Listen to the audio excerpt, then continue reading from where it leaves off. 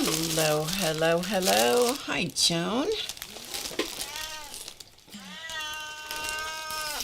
Chance is here. He is, he is. How are you, Joan? I hope you're doing well. I'm not talking to you. Did you know that? Did you? I'm not. I know. There are other people in the universe besides you. And he says, no, there aren't. I am everything in your universe, woman. Anyway.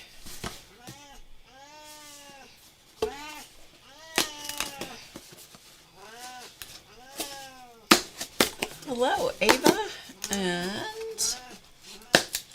he is in great voice. Yes, he is. Okay, I was just getting my paper towels ready to pull out. Sorry I'm a little bit late, but, you know, life is a bit unpredictable. Just a little bit. A little bit unpredictable at the moment. Anyway, it's good to see you. So, all right, come up here. Come up here and be quiet. Could you? Could you just come up here? He thinks when I'm talking that I could never talk to anyone but him. Because that's how he is. Yeah, that. Just stay put, would you? Just stay put, just like that. Anyway, so let's just rattle on for a minute, and then we're going to start doing something. So it is Friday. It is Friday. You like it? Thanks. I found this at a department store about, I don't know, 3 years ago. And I really like it. I never know how to wear the collar of it because it has one of those stays in it down here, right here. If I wear it this way, it looks goofy. And if I wear it this way, it looks kind of goofy, but I like it, so I just wear it this way. Chance is here. Anyway, hello, Barbara Clark. Good to see you. So anyway, yeah, life's a little unpredictable at the moment. And Chance is, I have not sat down this morning to hold him because it was kind of a crazy morning. Hi, Connie. Yeah, it's one of those mornings where I had to do paperwork, you know what I mean? Like pay bills and figure out just figure out stuff. Enough said. You know the drill when you got to figure out where everything is and how you do this and you do that. It's not my favorite job anyway, but it certainly isn't my favorite job today. Not on Friday. So I haven't gotten to play today. And so we're going to play together and see what happens. We just are. Yes, a happy Friday. I'm glad you're here. So I'm going to put this on the recording right up front because you're all going to think I'm crazy, and that's okay because I am. I told you that, well, our schedule had changed, and so I was going to be here for, the next I don't know how many weeks, which turns out it's not entirely true. Because I don't know what I was thinking. I don't know. I don't have any idea what I was thinking, but my dates in my head were not lining up with my dates that were actual. So next Friday, I will not be here because we are out of town. So I will not be here Friday, and I think I'm back on Monday evening. I think I will be back here Monday evening. So I will be here this coming Monday. Not a week from today, but I will be back, I believe, the Monday after that, I think. Okay, I'm not going to listen to the whining cat, so let me put him in the other room. Hello, Greg. Good to see you. All right, come on. Come on. Come on. Come on, come on.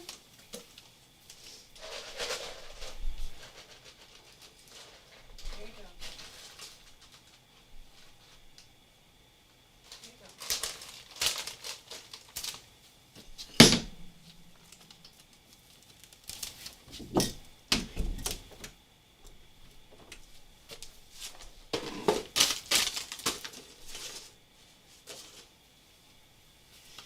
is super annoying sometimes more than others.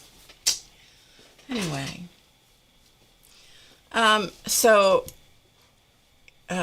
it was time consuming, Joan. It was. And last night I didn't get quite a full night of sleep.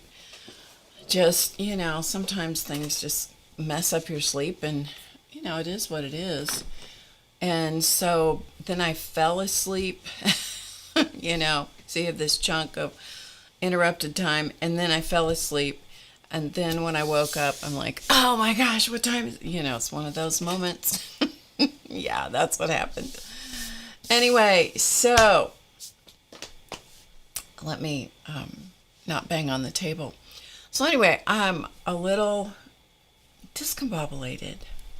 Anyway, we're going to get started. So the thing is this. Those of you who are VIP members who are watching this or listening, I had said, oh, things have changed and we'll have a live. No, that's not true. I am out of town for the VIP class. So there will be a recording that goes up. Okay. There will not be a live class for October. No, there won't be, because the weeks after that are taken up with other activities. So anyway, there you go. Life. It's life. And it's called, I don't really know where I am or what I'm doing at the moment. And that's why this is so important for me, because being here with you guys means drama free. And I appreciate that. Hello, Denise. Good to see you. Okay, so let me show you one thing first of all. It's done. So we've been working on this for like a long time, like weeks. It is, I'm going to show it to you the other way. It is officially done. I'll have to sort of ignore my sewing machine. You'll see peeking in at the side. This is the doll quilt that I have been working on for several weeks. Turn it this way so you can see it. It's been washed and dried in the washing machine, dryer, clothes dryer, and so it is totally finished. I see some places I need to go back and touch up with the pen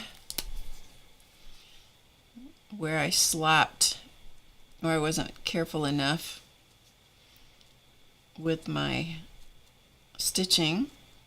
And it is what it is. But overall, it's on a galloping horse for a little kid and her baby dolls. I don't think anybody's going to notice it. I don't think she's going to notice it and fuss about it. Anyway, it turned out to be much more quilt-like after it was washed, and less like a placemat. So that's good. So, as a little doll quilt, it's going to be fine. So this is the top side, and every piece of this, other than hand stitching the binding around to the back side, is recorded. Every step of this has been recorded except for that, including my ineptness using the binding tool to make sure that the seam was correct over here. And, we got there in the end. You should never do things with tools that you haven't refreshed your memory about, ever, live on the air. Nope, you should never. I don't care how many times you've done it. You should not review it. You should not do it live on the air. You should review first. I love this fabric. It's all the Crazy Cat Lady fabric, so it's a lady. I think she'll have a lot of fun looking at all the ladies with all the different cats, and the ladies are goofy, and I think there's a lot of things to talk about on that side. But this side, if you haven't seen the process and you want to see it, you'll have to go back, I don't know how many weeks, and find it. There you go. I know, isn't that funny? Isn't that funny? It's funny fabric. This is by an artist named Eleanor Peace Bailey. She was a doll artist. She did a lot of doll designing and cloth dolls. They looked just like this. This is all based on her dolls and based on her. She was quite the character. And anyway, so there you go. There are spots to count. There are shapes. There are colors. There are lots of things. Yeah, you just fail on the air. Yeah, you just fail. You do things, you fail, you move on. Anyway, so there is the baby doll quilt, and I think everything is done, and I have a baby doll ordered. It should be here tomorrow. I have a suspicion that neither the quilt nor the baby doll will be exactly what her mommy likes, because she's very much a neutral person, and so this is not neutral, but this is me. And so I decided that I was going to give my little great-granddaughter some balance in her life. No, I'm just teasing.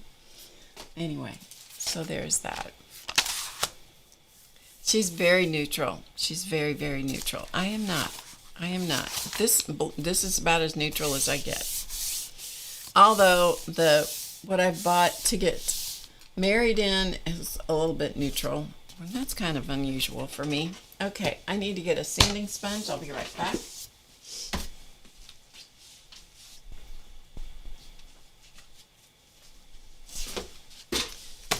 And so the other thing that I thought we would do before we make some fabric paper is this is the notebook that I covered, I think, Monday night, and then I didn't show anybody. I said, oh, I'll show you before the show's over. No, I didn't. And so this is paper that we printed, that kind of rice paper, sketch paper. We did this on the jelly plate, which was another somewhat challenging experience that night. But we got there in the end, and I love the paper. Yeah. So what I'm going to do is use a sanding sponge, and I'm going to just sand off the edges. And this has been dried for a long time, so there's no danger of the paper lifting, although there might be the danger of some places that weren't fully glued in place. I did use glue stick to stick it down, so there's always that danger that maybe I didn't get enough glue stick. And you know, because this is a journal to write in primarily, it's kind of a combination of scrapbook and art journal and journal. You know, I use it. And so by the time the notebook is filled up, which takes about maybe a month or 6 weeks, by the time it's filled up, it's going to be, you know, stuff's going to happen to it anyway, because it gets shoved in and out of my bag, my journaling bag, and in and out of my purse. And so if it's fairly secure, I'm good with that. Anyway, I did love how this paper came out. It is that sketch paper that I showed when I did it. And by using a sanding sponge like this, then it makes a clean cut. And these, what I do with these leftovers, not this, well, this one would be okay.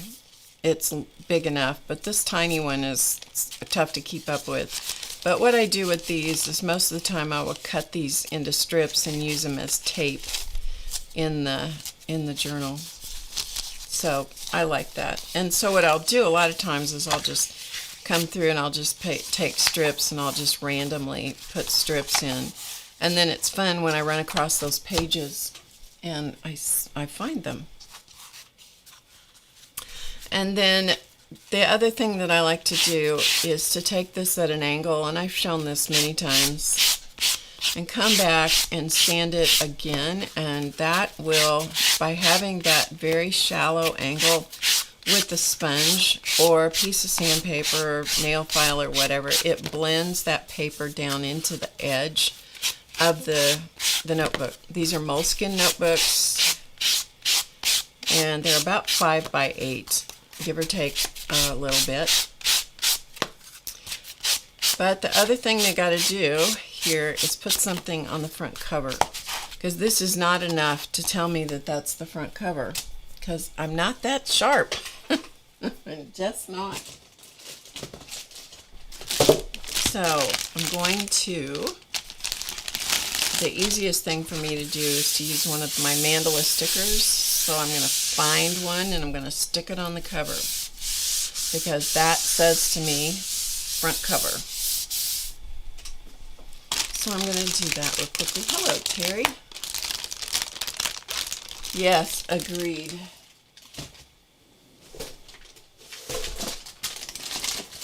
Do any of you know how people that in the art community are doing who are in the path of that hurricane? If you know, let me know. Okay, let me go. Don't think I have any mandala stickers over here. I don't. Let me run over and get the stickers and I'll be right back. Okay?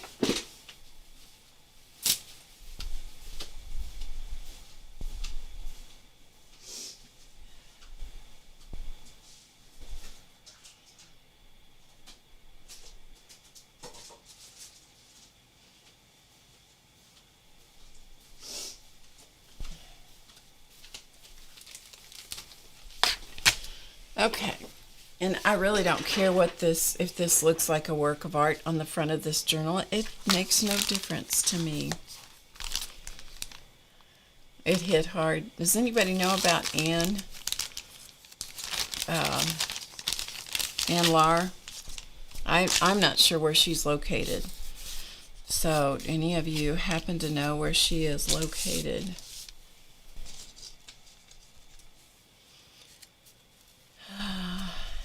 If you do, let me know.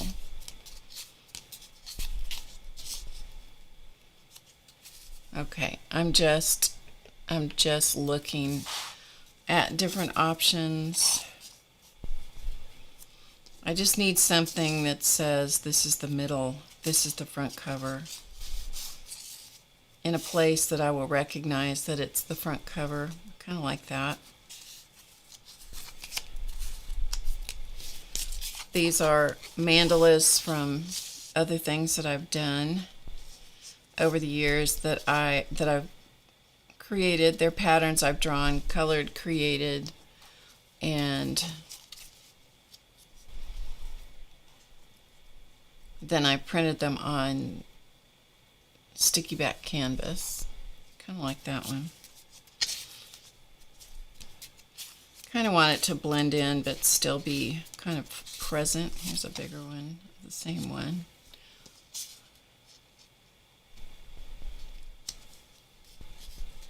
Actually kind of like the bigger one, so that may be the one that I will use. The purple one. This purple one, I hope that's the one you're saying. But this is sticky back canvas. These are on this. These are printed on sticker paper. Both of them have to be cut out. This is a more muted color.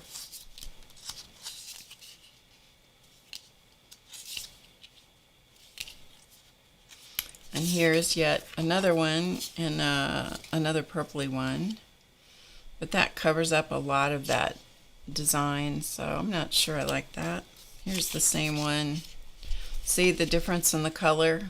This is on the canvas and this is on the sticker paper. Yeah, I like this one the better. Okay, we're going to do that one. Whether you guys agree or not, that's what we're going to do. Yep. No serious problems. Okay, good. Thank you. Hi, Dorothy. I'm glad. I am so glad. Okay, so we're going to put this one on here. Okay, so these have a sticky back. And then you have to decide how you want them, because once they go down, they're down. and I'm going to say that's how I wanted it because that's how it's going down. And then I'm going to cut off the edge of this.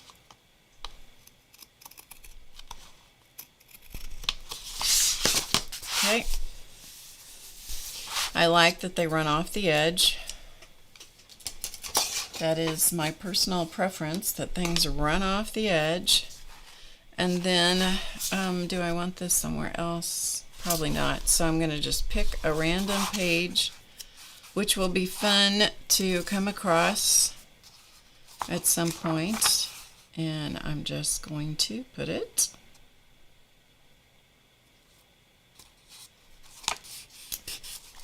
And it would be nice if I could stick things on completely straight, but that's kind of a impossibility, it seems. So I'm just going to even it up, call it good, and there you go. Okay. The only thing that I have left to do with this is to ink around the edge. So I'm going to do that real quickly, and then from there I will embellish it in any way that I decide to embellish it later. But I do like the ink around the edge. When you sand around the edge, it gives you that space that the ink really shows up nicely. So I like that. It just kind of frames the journal a little bit. You guys have seen me do this so many times with different renditions of ways to cover a journal, and you know, I just keep finding another way, a different kind of covering, a different kind of technique that I like, and so I just keep doing it. Maybe it'll give you ideas for covering books. And that way, what it does for me is it keeps my journals from all looking the same. I hate it when my journals all look the same. One time somebody said to me, this was years ago, she said, you should make a movable cover, and then you should just move it from one journal to the next. And that is absolutely one way to do it. And I have done that, but you know what? I don't like it. The reason I don't like it is because, as silly as it may sound, I form a relationship, an attachment, or whatever to this particular journal. And if they all look the same, then it's not highly motivating to me to come back to. So there you go. Now you know some of my crazy. Bob's your mother's brother. Yep, that's what my son says a lot. Okay, so I think Dorothy was here, and I don't know if there are any other VIP members here, but I told you just an absolute bald-faced lie last week that because my schedule had changed, and so I was going to be here, and that's not true. I forgot about my brain is kind of it's kind of scattered at the moment because I don't really know where I am. And so the VIP class will be recorded, as I said previous to my brain fart. So there will not be a live class next Saturday. I also will not be here a week from today. I will be here Monday night, but not a week from today. I think I was correct. Okay, enough. Let's do some fabric paper. Now, I think we're just going to do fabric on paper towels. And I have two different kinds of paper towels that I thought we would do maybe do one of each kind and just kind of compare them. So I'm going to show them to you. These are called Scott rags in a box. They are paper towels. I get them from the big box store. And these are they're half. Let's see, are they? No, they're not. I started to tell you a story. They're not necessarily perfectly straight. Whatever. Let's see if the next one's any better.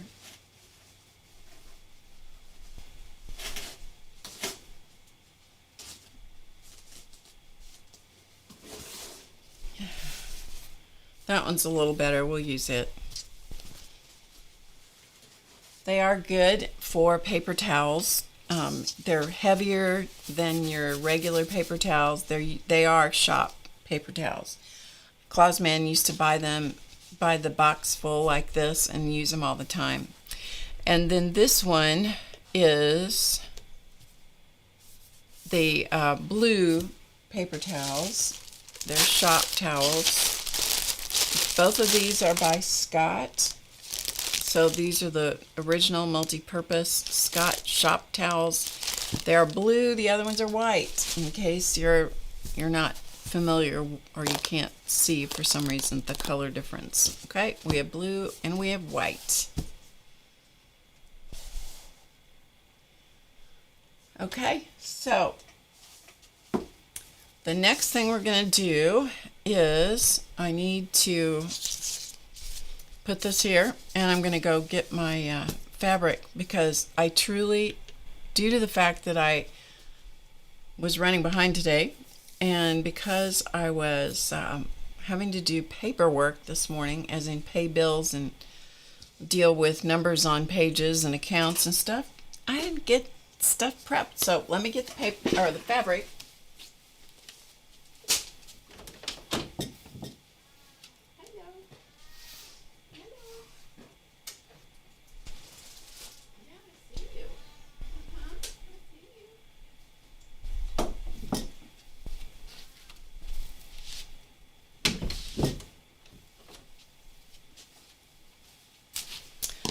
This is a giant box of scraps.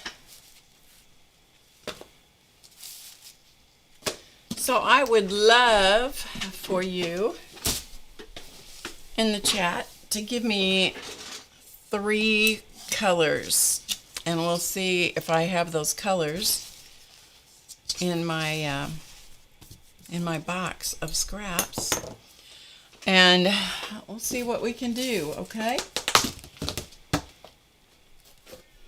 Anybody? I have them divided into bags, and then also a whole big huge box of scraps other than bags. Coral, teal, and black. Okay, that's the first one I saw. All right, we've got black. I've got kind of corally colors in here. And there's a bag that has some teal stuff in it.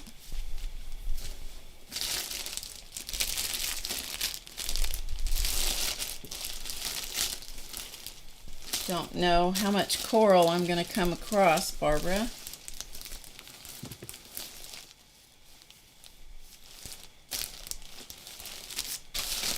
Let me look one more time in my room and see if I got more coral stuff. Okay?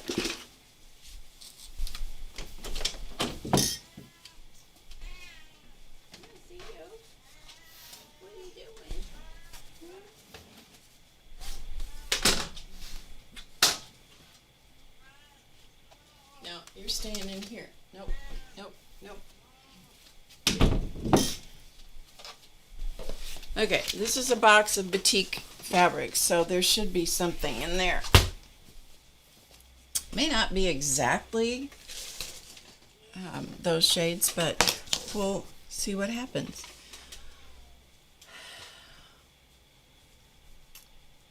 Blue, purple, yellow. I saw Barbara's suggestion first, so that's what I have at the moment. Hi, Dana. What was the other one? Blue. What was the other one? He said blue, purple, yellow.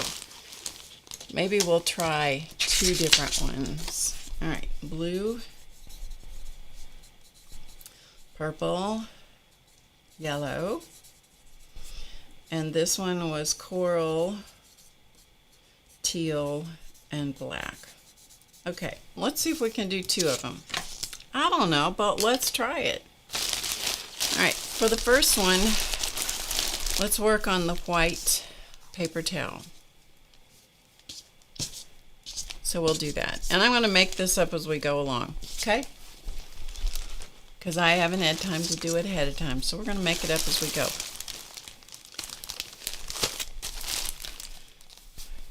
just make it up as we go. All right, so here we go. So I'm going to just pull some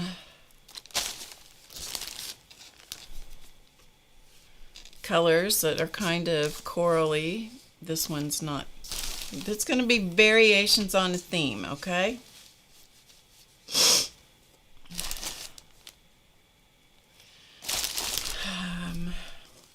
So kind of corally, orangey. You know, the sky lately, the sunsets lately have been incredible. Incredible. And the apricot color of the sunset against the kind of aqua blue amazing colors of the sky has just been remarkable. The sunsets, I don't know what's going on. Maybe it was because of the hurricane, I don't know. But boy, there's been some beautiful, beautiful skies happening at sunset around here. Okay, so these are literally little bitty scraps. And so I'm just pulling some of those out. Some of them are batiks and some of them are hand dyed. This one, for example, has a fusible interfacing on the back. I don't know whether that will peel off.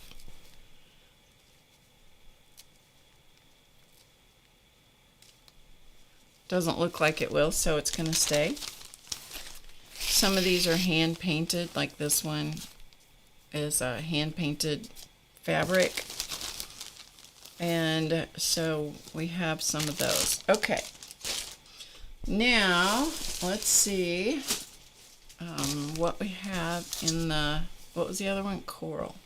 Coral is not a color combination that I usually use, not something I usually use in what I do, but seems like coral. Seems corally. There might be a little bit of coral in that one we could pull out.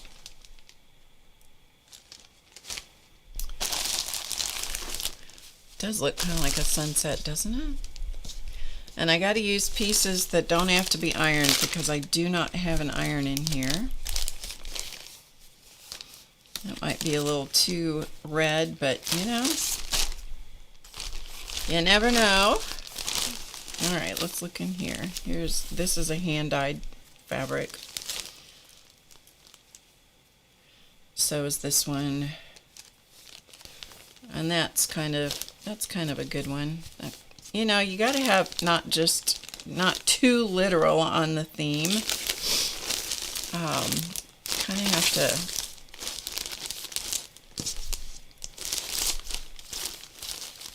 kind of dig. Oh, that's a nice, I don't know what you're doing in that bag. That was a big piece. Who knows?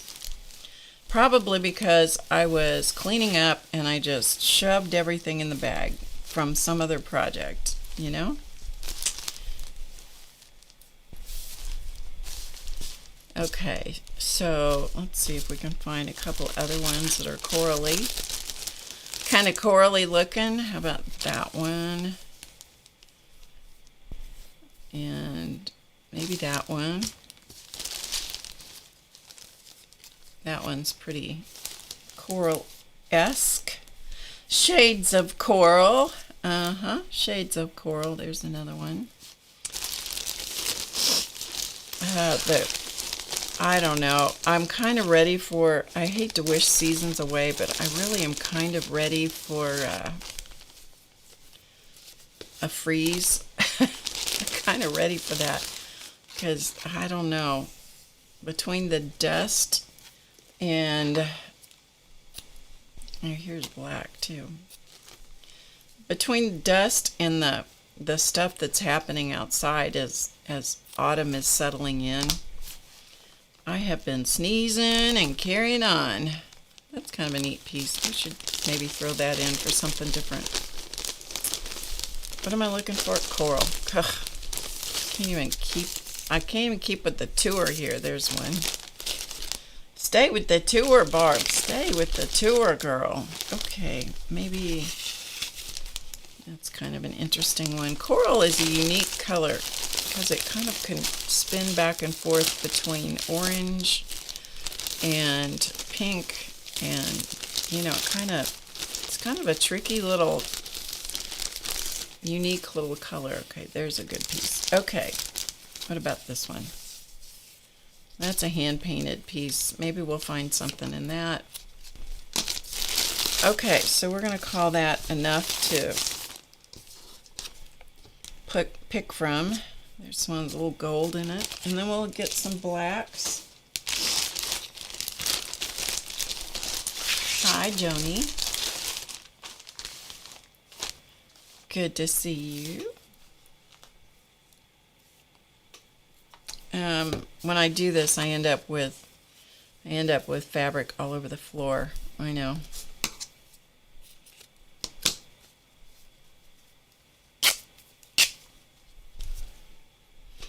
It's just the way it happens. That kind of bridges the black and kind of brings in some of the corally kind of look. And who doesn't like a good dotted fabric? I mean, really. I love this little dot, this little black with these little dots in it. I've used that fabric so much for so many different things. I absolutely love. This is another one. And I have used this down to the tiniest little scraps. I love this fabric. And so you frequently will see things that, in what I do with, you know, the leftover things. And this is one of those black on black. Sometimes it's good to just have some relief of a plain black, but not a flat black. It's just nice to have some of those fabrics that you just love, you know. And here's another one of those black and white. We should pull that out. There's some black with white spots. You can't ever have too many spots, you know. There's another one that's just a whatever that is. Not I mean, it's got a pattern in it. It almost looks like it's been bleached, which it hasn't. But okay.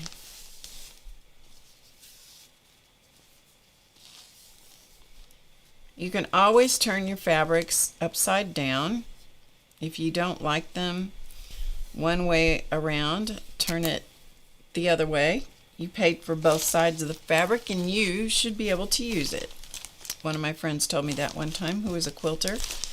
And I'm like, whoa, never thought about that before, but you are right. This is another one I absolutely love, this black fabric. I don't know, this is the edges of something that I did. So we'll put that there in case we use it.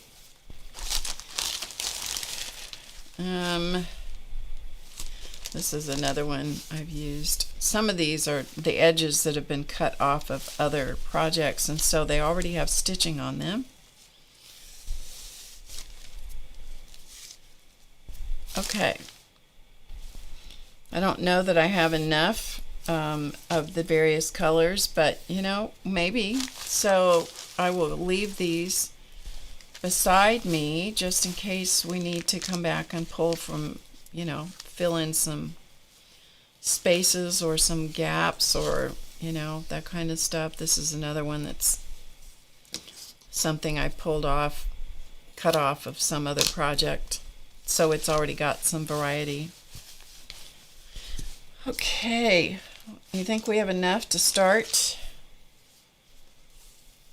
And like, there's a little piece of collaged fabric, stitched and collaged and cut off.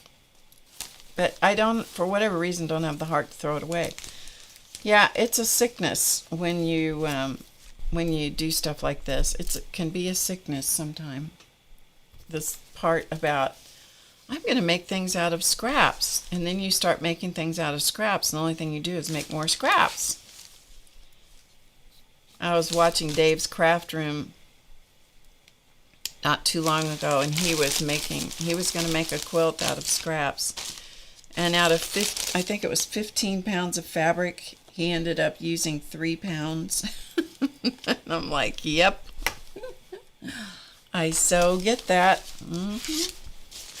This is a piece of painted interfacing.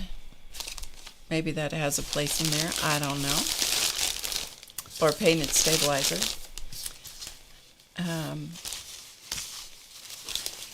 Okay, so we're going to just throw this stuff in here.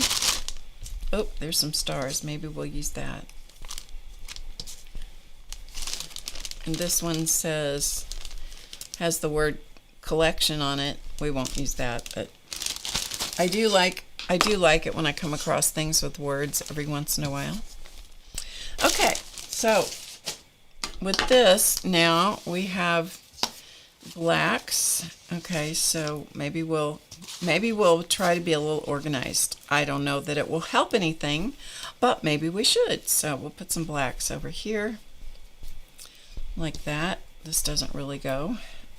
We'll put the corals, kind of the corally colors over here. Some of these, I have to be really careful with these because some of these have fusible web on the backs of them.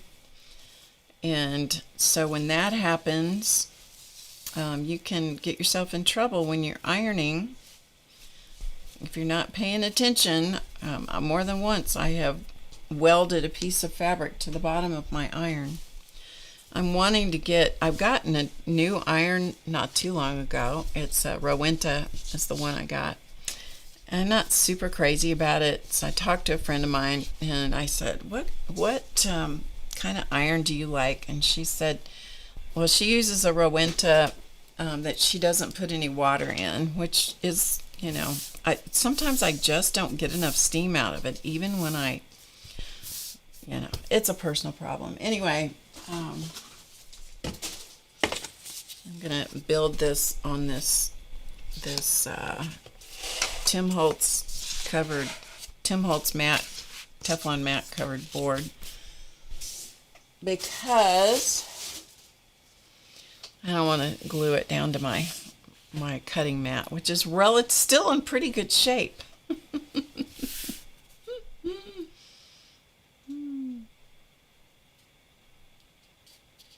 Oh, Artistic Frog is Kimberly. Oh, cool.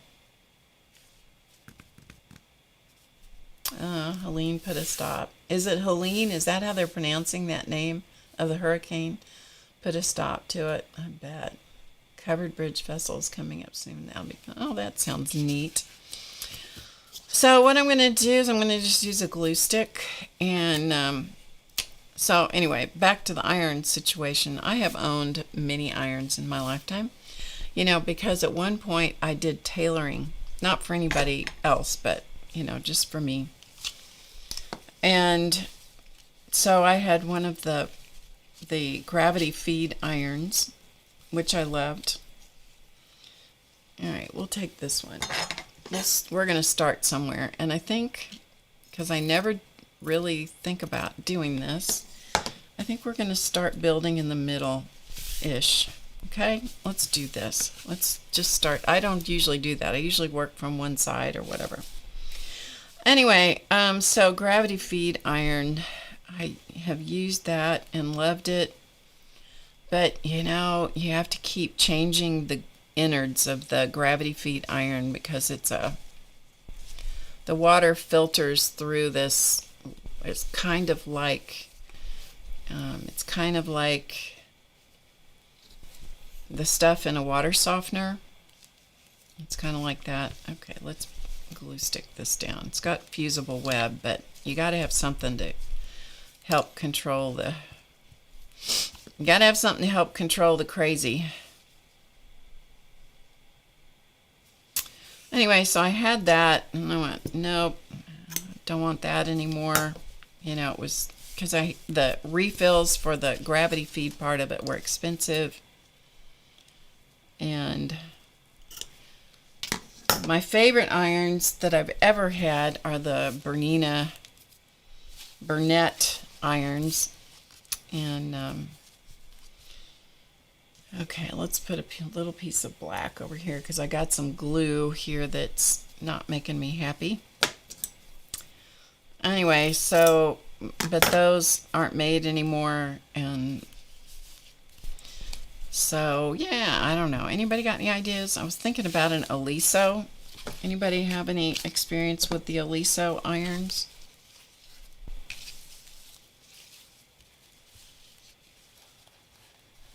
Non-fiber artist says there are kinds of irons. Yes, there are.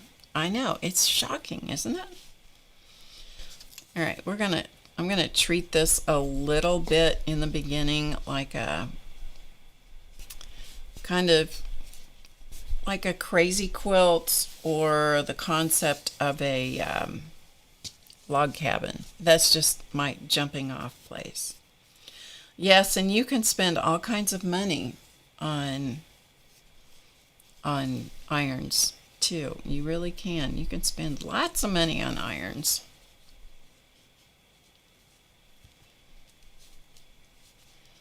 Because it depends on what you do. You know, what kinds of...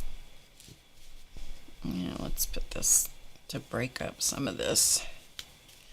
Depends on what you do. If you're just gonna, you know, if you're gonna iron paper dry, that's fine, certainly. That's one way. You don't need a lot of expensive stuff if you're gonna just, you know, iron or sew on paper. Okay.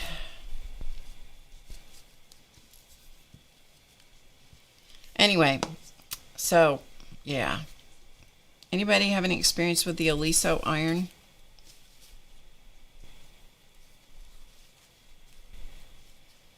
Anybody? Anybody? Yeah, Aliso is kind of expensive. That is true.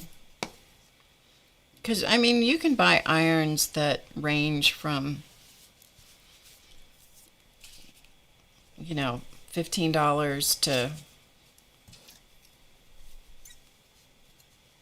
$300 or more. I never did buy one of the gravity tables. That's not the name of it. I forgot what the name of it is. They're the tables that have a vacuum. It's like an very fancy ironing board that has a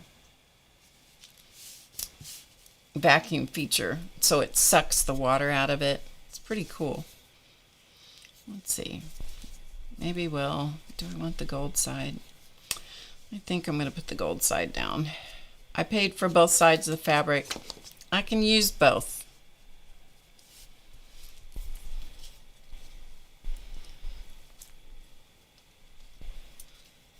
So let's see. Oh, I know what I was going to talk to you about today.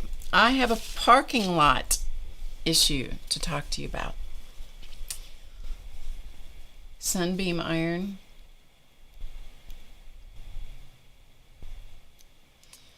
Yeah, you know, it's so funny. We get hung up on the things that, you know, we get hung up on the things we like and the things we don't like. And I mean, it's about features for me, honestly. I want the thing to have the features I want it to have. The Rowenta that I have right now, the part I'm used to on the Burnett iron, which was by the Bernina company. I don't know who made it, probably Japan. But it has a slide feature to select the temperature. So with one hand you go, choop, and it goes to the temperature you like. And, all right, I'm going to just stick a piece of this over here. I'm slopping fabrics off on the floor. I'm just going to put a piece of this over here. All right, do I want this side? Or do I want this side? I think I'll put the black side just because I have more of this, so it doesn't really matter. I'm just going to stick this on here just so I have it, and I'm going to take another piece of it, and I'm going to go the opposite direction. This is painted stabilizer, is what this is.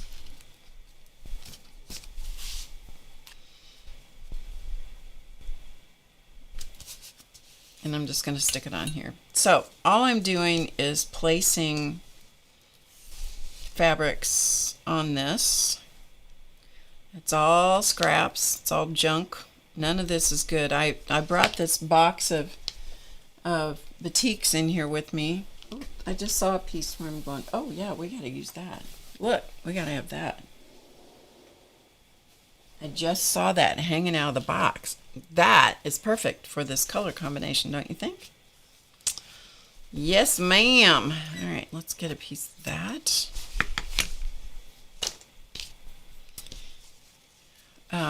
Anyway, parking lot issue. Okay. So, this is anybody who's watching this that knows the situation I'm referring to. We'll put you over here. I'm just going to talk about it. Okay? Okay. Let's do it this way. I don't know why. Sometimes I don't know why I make the decisions I make. I just do. Anyway, so I was going, this is several weeks ago now, so it totally is a moot point at this juncture, okay? But several weeks ago, I go to a church that I've had a relationship on and off with for a long time, and it's a good fit for me. And so it's a very growing church, and with any kind of growing club, church, institution, whatever, there are growing pains, right? There just are. Now let's put some more coral in here. Where is that piece? I have one piece here. This piece is a piece that I dyed this fabric, and these bubbles are made using a cat. I know this is going to sound real weird if you haven't heard it before, but they're made with a castration tool that puts rubber bands on the balls of animals to cut off the blood supply, and then they eventually fall off or something. It sounds horrible. I know. It's much better to use it for art. Anyway, so in the art realm, what you do is you take this tool with these little tiny rubber bands, and you put marbles under the fabric, and this tool will put these real tight rubber bands around the marble. And then when you dye it, then the rubber band around it acts as a resist. I know, too much information, but it was a lot of fun and very satisfying, to be quite honest. In an odd sort of way. Okay, I'm just going to turn this around a little bit. And let's put some more of this in here. Yeah, what was I saying? Parking. Yeah, so I've had a relationship with this church for quite a while, off and on. And it's growing, and that's causing issues for parking. And so someone came up with a brilliant idea. Don't know who, I have no idea who. Don't want to know, don't care. It's totally irrelevant to me whose idea it was, but they came up with this idea that they're going to have parking attendant people. Now, this is just people from the congregation, right? It's not professionally done or anything, which you would kind of expect. It would just be, volunteers, because it's church. And so they're going to help direct traffic. And I don't know whose idea it was as to how to make this happen. But let's just say the growing pains are continuing, okay? And in the fall, all these people come back from vacations and all that kind of stuff. And don't you know, let's put this over here. And don't you know that just compounds the problem? And there's only one entrance into this parking lot. Well, actually there's two, but one's an exit and one's an entrance, okay? All right. So you kind of got the picture as to maybe some of the potential problems that could arise from this. So if you don't get there early, it can be a problem. So, you know what? I didn't get there early enough. Barbara, how's it looking? Do you think I'm going to come up with something that's going to be okay out of this mess? I hope so. This is Barbara's, kind of her color suggestion, Barbara Clark, who is one of our moderators whom I deeply appreciate. We have known each other online for a long time.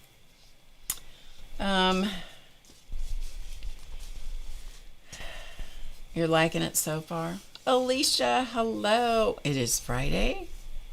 It is Friday. We hope it's drama free. That's the intention. Okay, so we're just gonna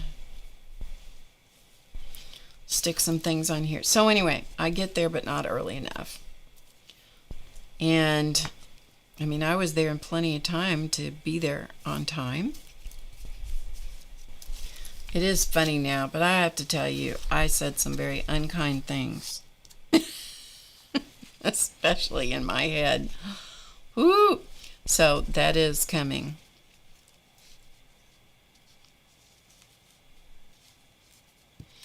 Okay, so I get there on time. Sorry, I get kind of off in my own little...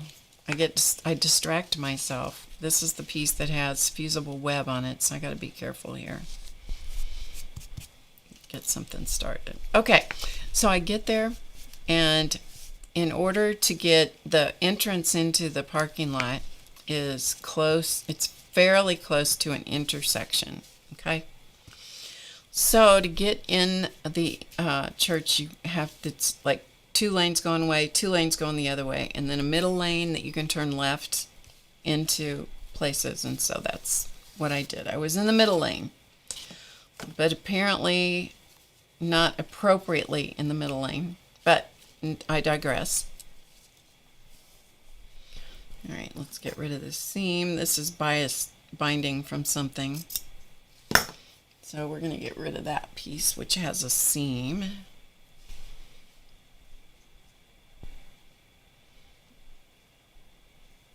Some of these I'm just kind of breaking up some of the big chunks of color. That's all.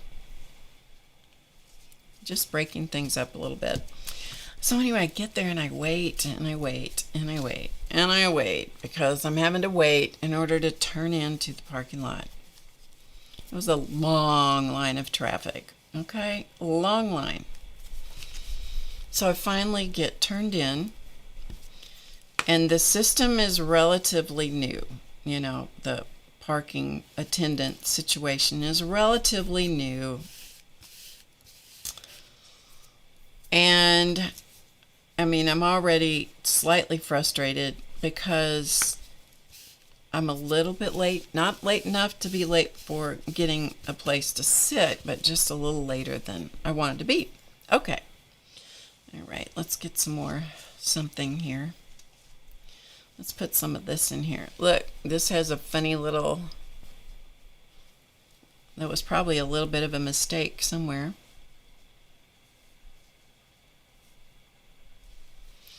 Doesn't matter, just put it on.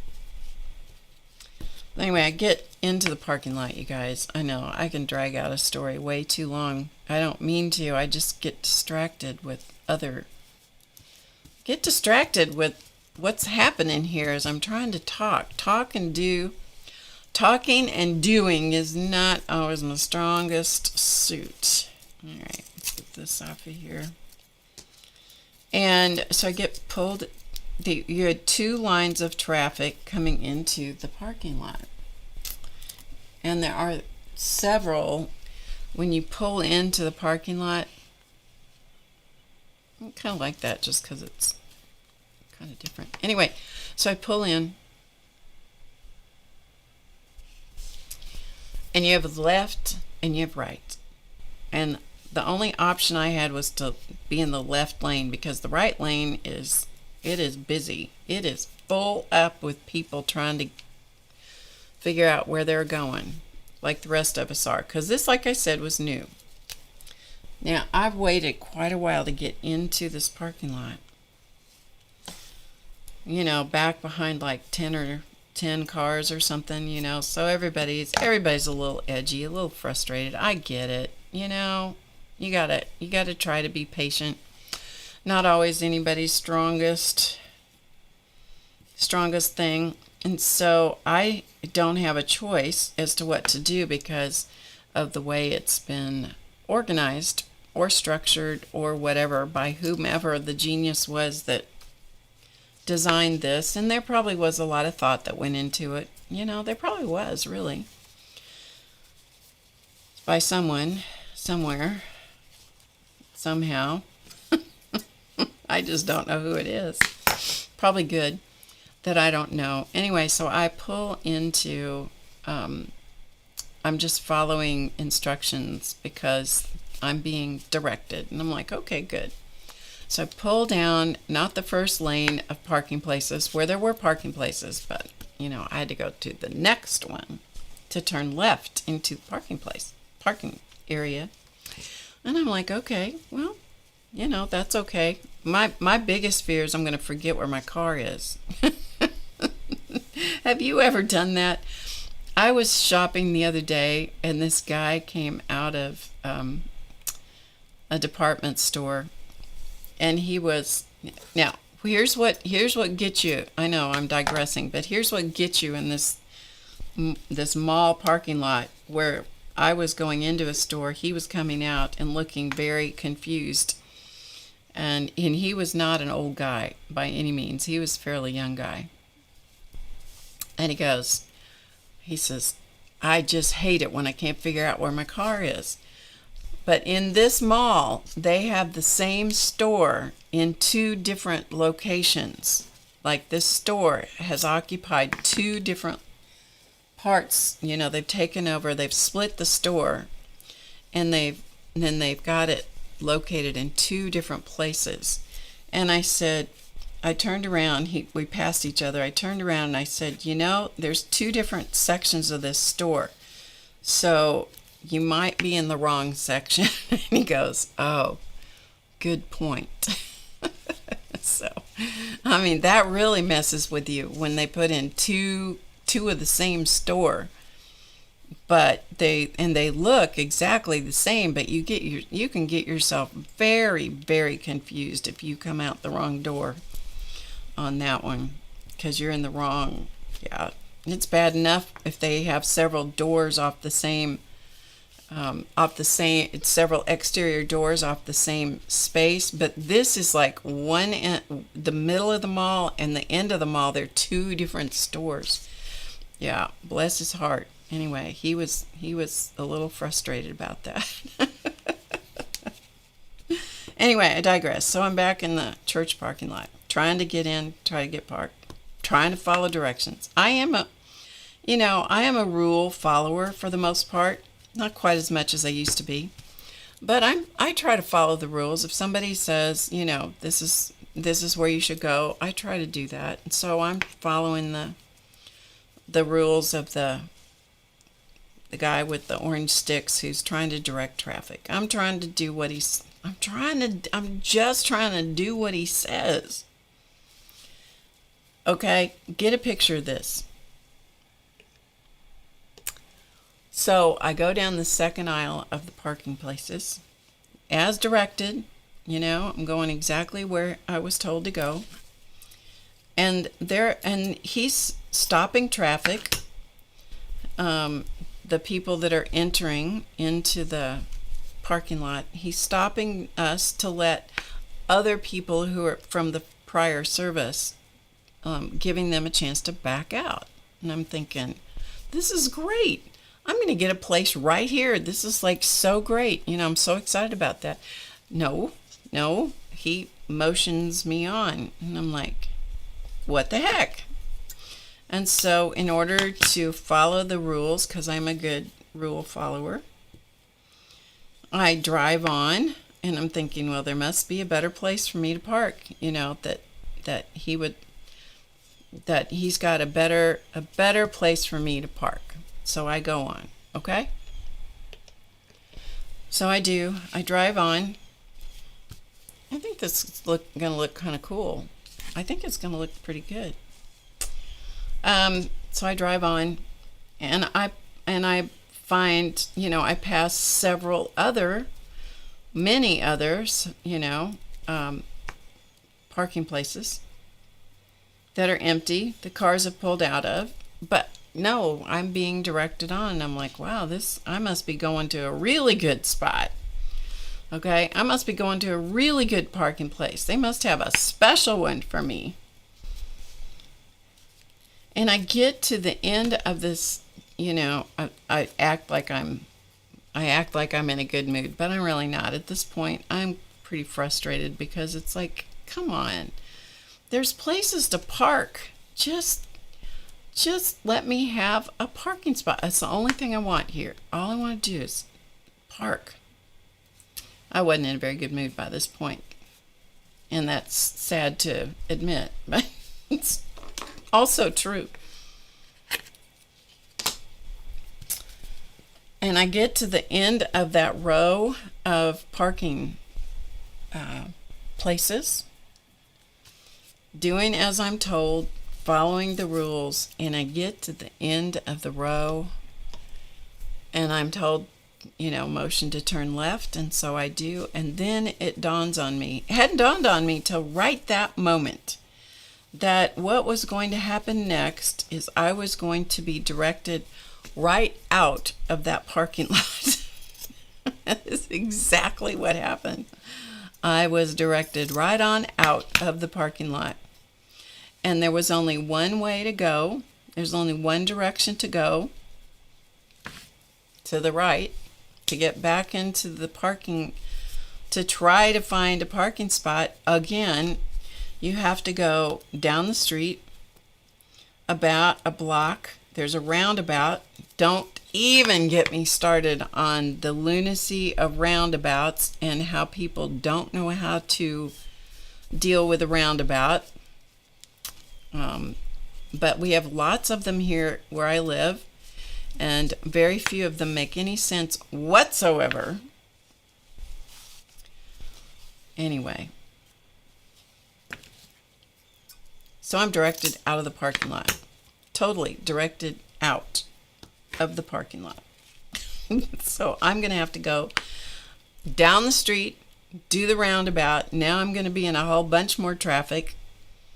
And then I'll get to come back and I'll get to try again.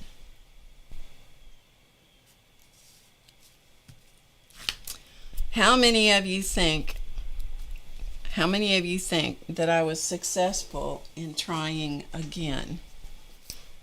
Anybody? How many of you think I tried again? Denise says, nope. No, I did not go back. Not for that service. I was pretty annoyed. I know. I was pretty annoyed. I wasn't very nice either in my thoughts or in the things that I texted to the Studley duck. I was pretty annoyed. I wasn't very nice. Wasn't his fault. Wasn't his fault at all. I was meeting him there. It was not his fault.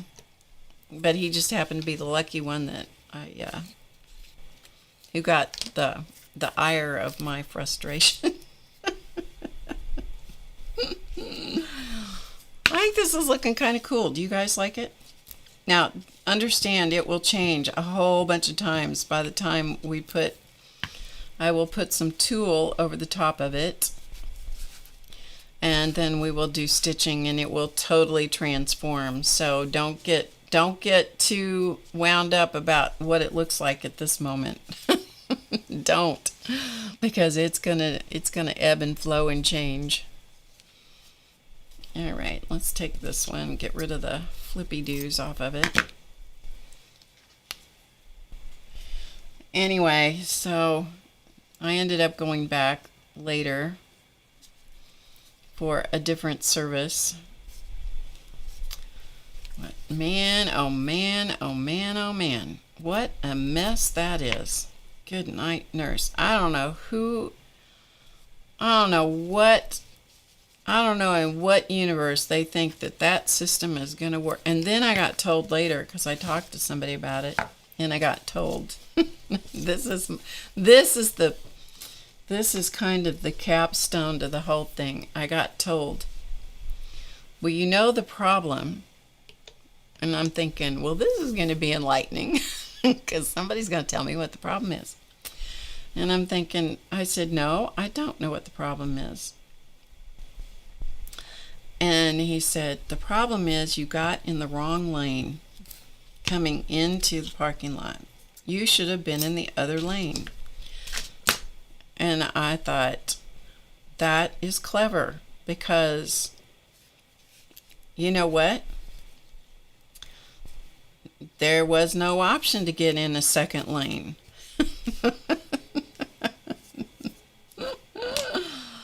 Oh, deliver me, people, deliver me. If, as human beings, okay, no, I won't tell you that. I was going to tell you something Claus Man used to say, but that would be really, really bad to tell you, so I won't tell you that.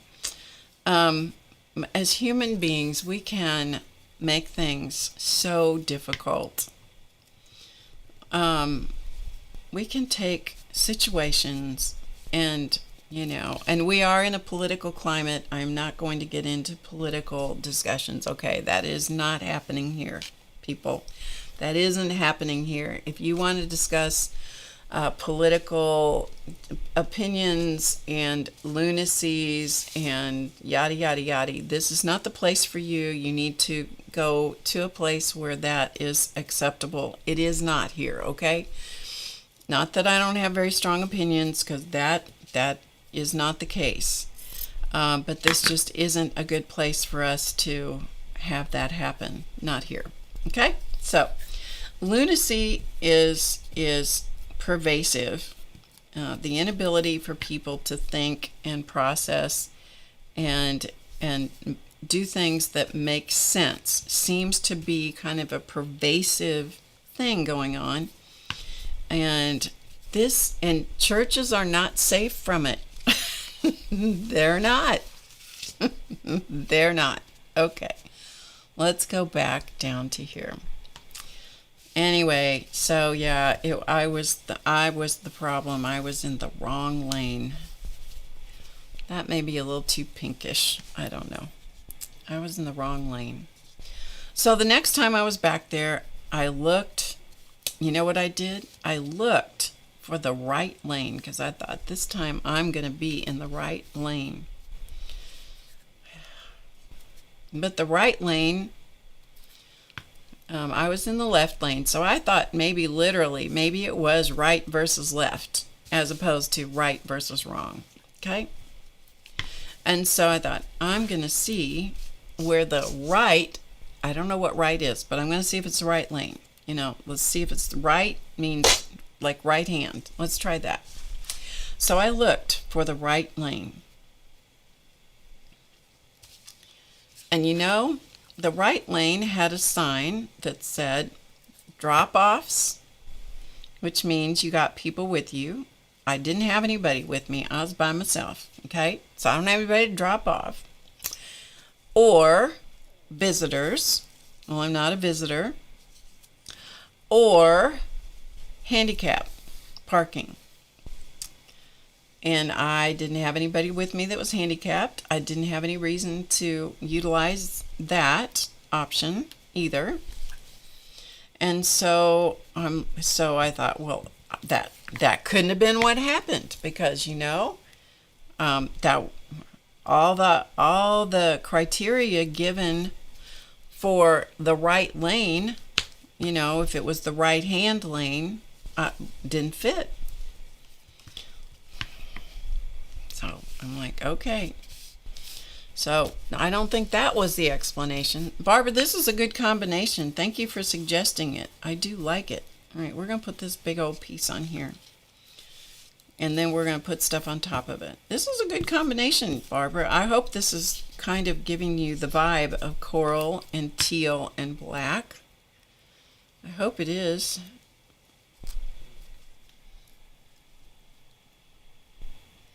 Anyway, you guys, that was crazy. I never did figure it out. I think they have taken something that needs some tweaking and have made it a whole lot worse. That's me. Oh, me and her let's put this over here. Let's put this big piece. You can always tell when I get tired of sticking things down, because then I start putting bigger pieces and going faster. Oh, anyway, I don't know. I think they've just taken something that wasn't quite as broken as they think it is, and they're making it more complicated than it needs to be. But what do I know? Yeah, what do I know? All right, you're just going to go on there, even though I don't really want you to cover that up. Let's see. I'm using glue stick to glue this down. Let me get rid of some of this.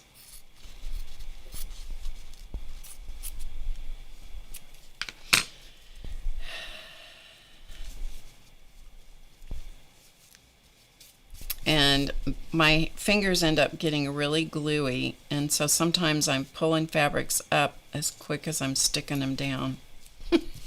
I know. All right, does this have glue on it? It surely does. We'll add a little bit more and we'll stick this little sucker right on down. Yeah.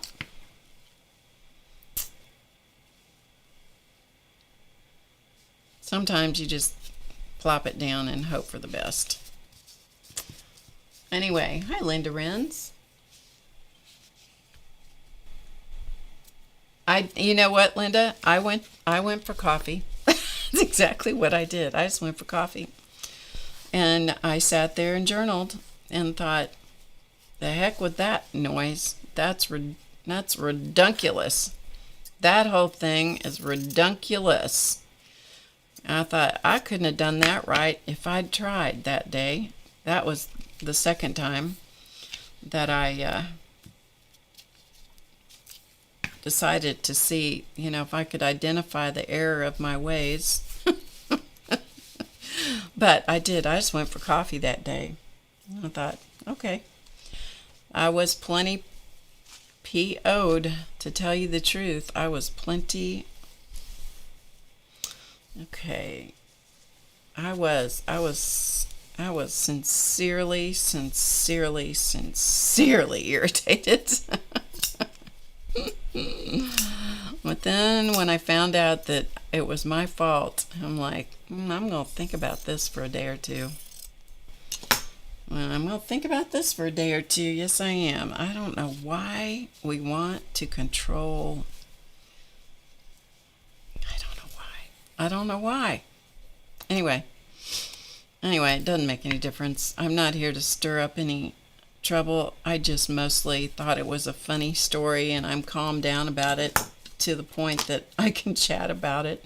And I thought you guys will think I think my people will think this is funny, because it is funny in a ridiculous sort of way, And I enjoyed having coffee. And the funny part about it was that when I sent a text message to the Studley Duck and I explained in not very nice detail what had happened, and I told him where I was, he left and came and joined me.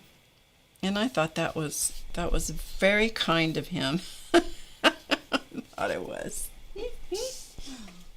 I did. I thought that was really nice.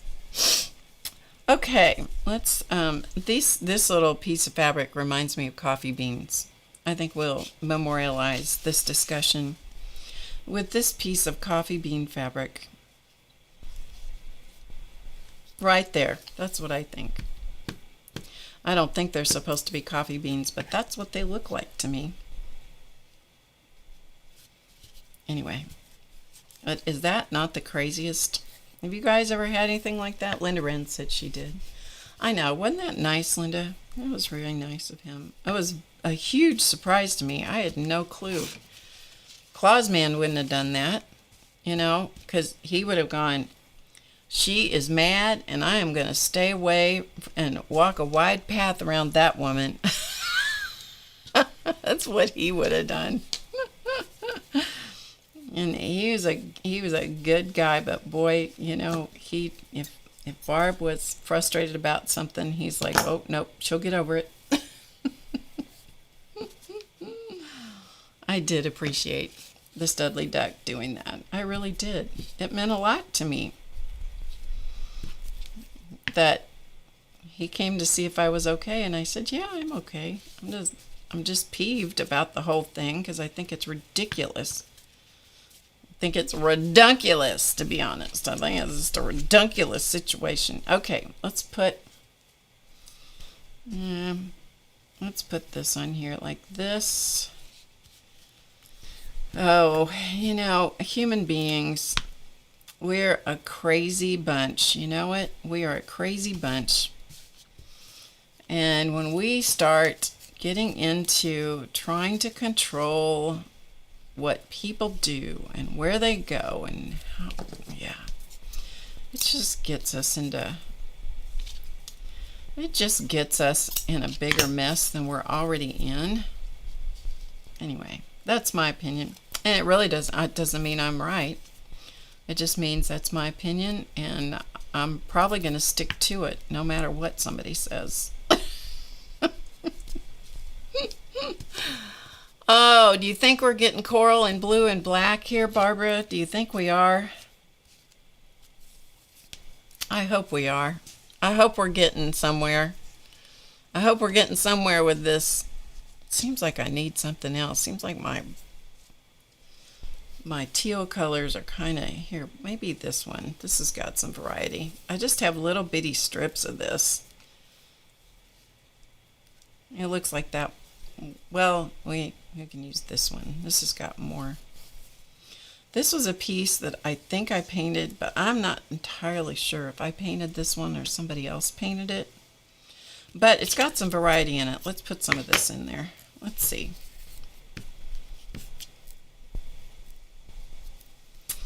Let's see.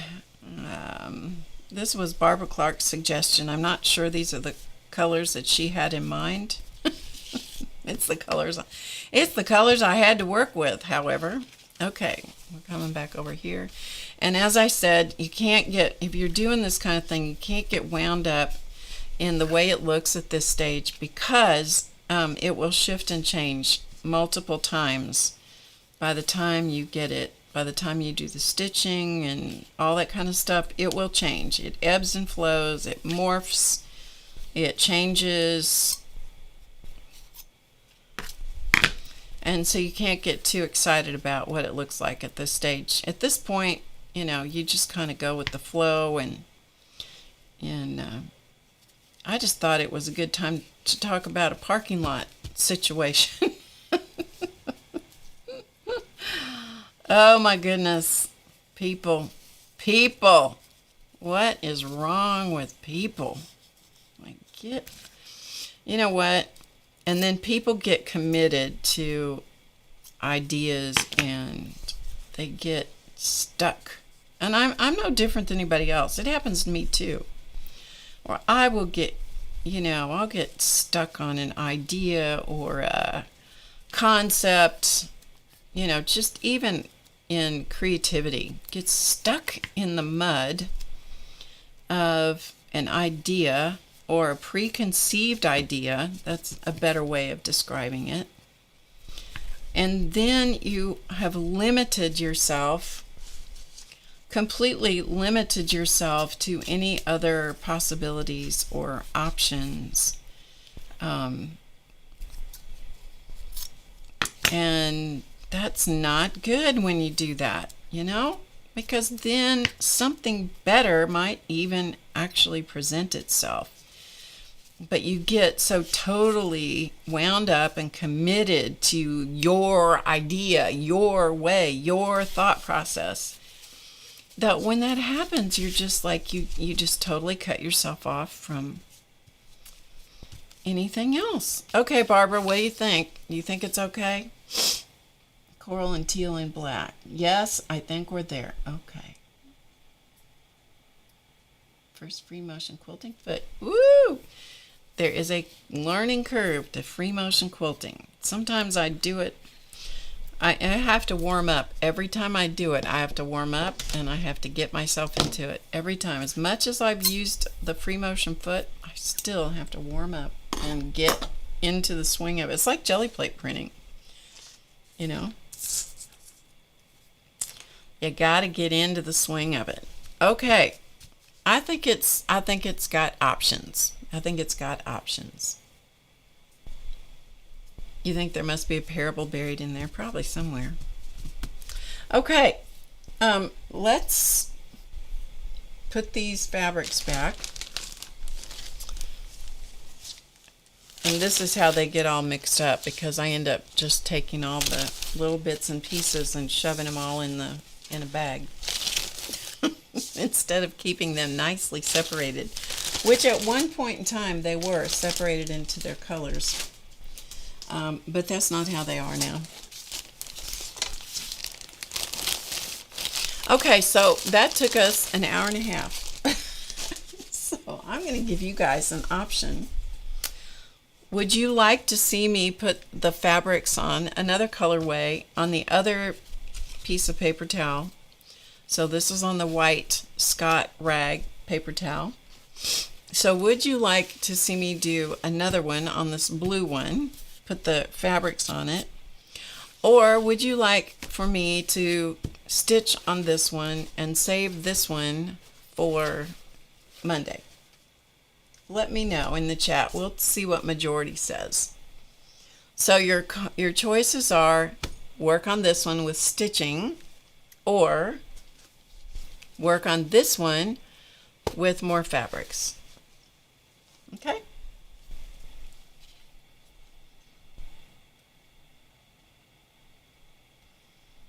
Don't believe everything you think. Isn't that the truth?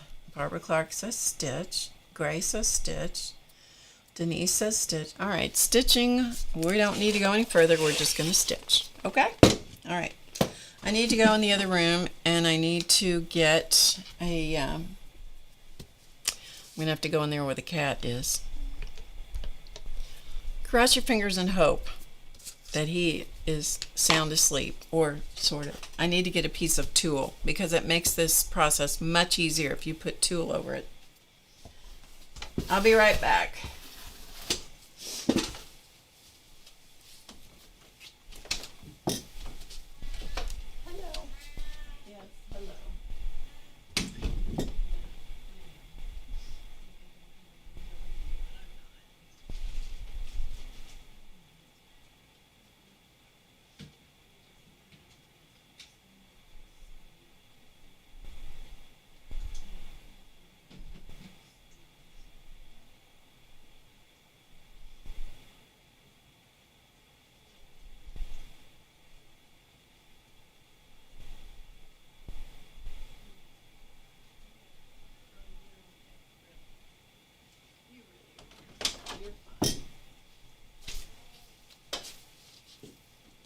Okay.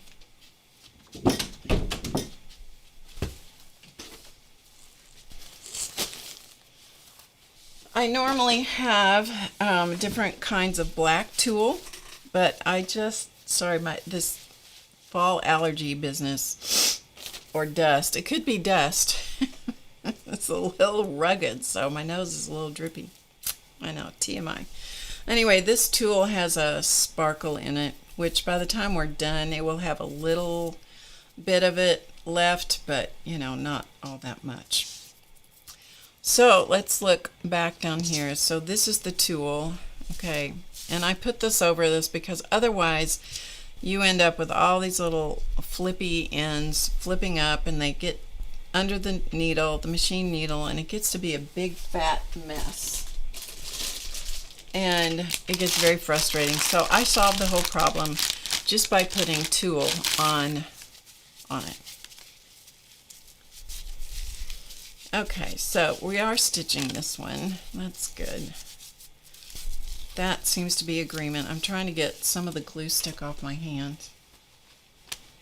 It will really help if I don't have quite as gluey hands as I appear to have at the moment, because you end up with all these threads and all this gunk sticking to your fingers, and it makes it a little hard to maneuver around. Okay, it's better than it was.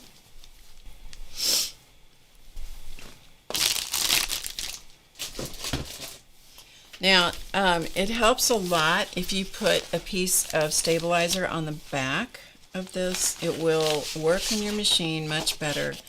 This stabilizer happens to be the Ricky Timms stable stuff, and it's polyester. There are lots of other stabilizers out there. This just happens to be one that I really like a lot. And it doesn't quite fit the back, but it's close enough.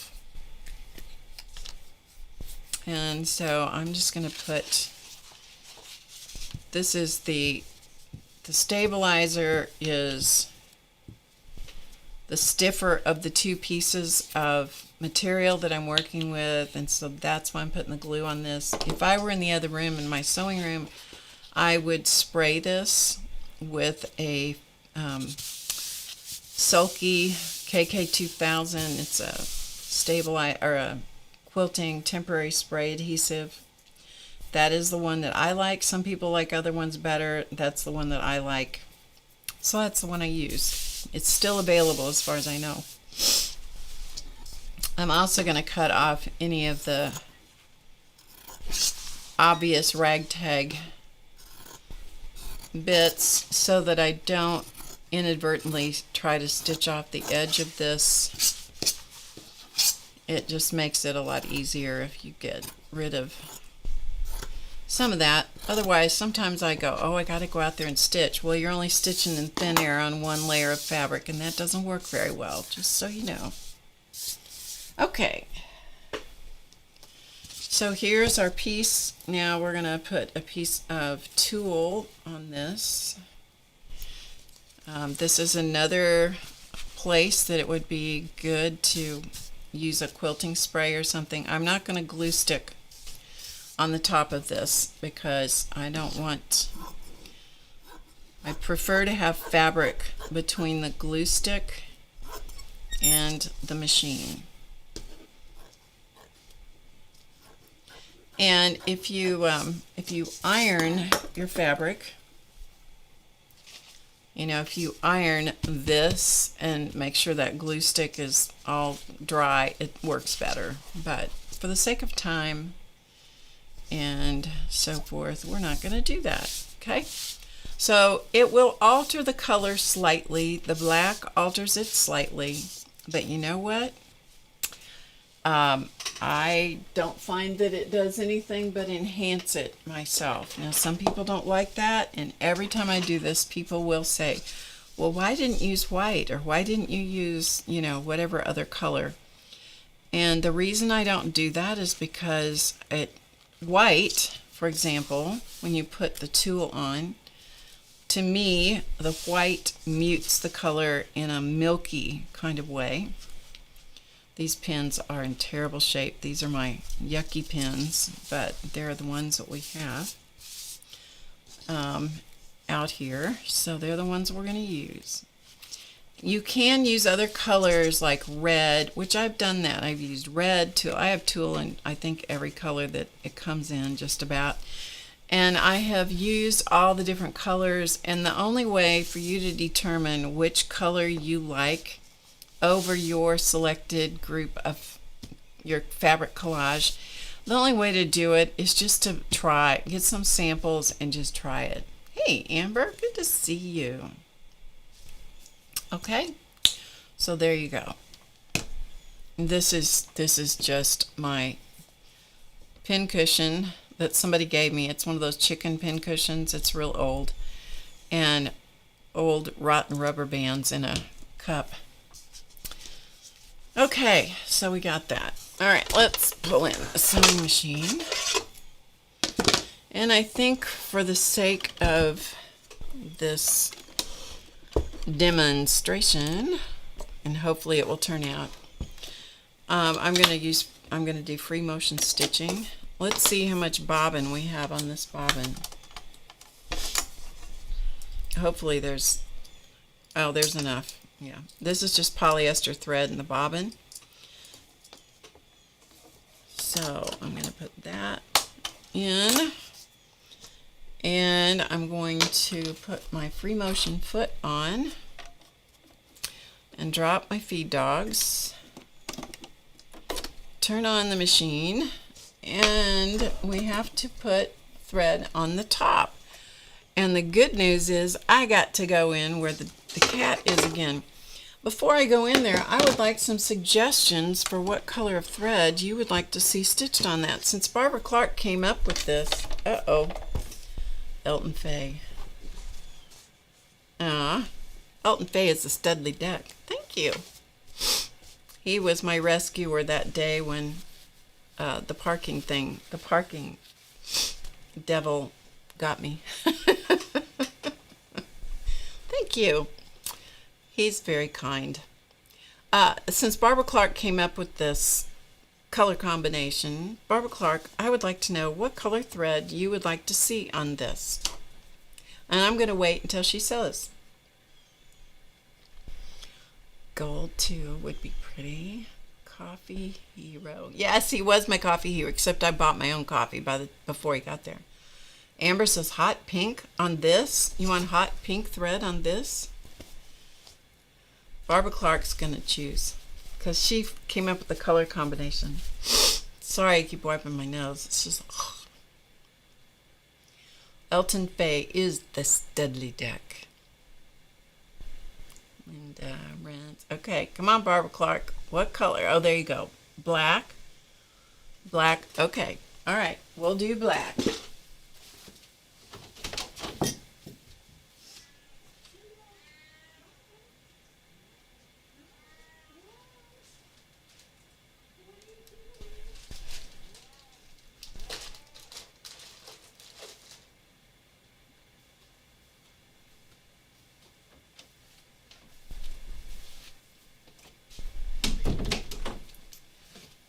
Okay, we're going to use, I'll show you the color we're going to use, okay?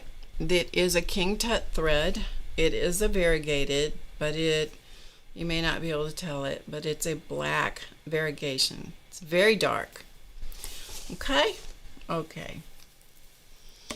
He might not have even been listening to the parking lot story. He's supposed to be working. He's supposed to be working.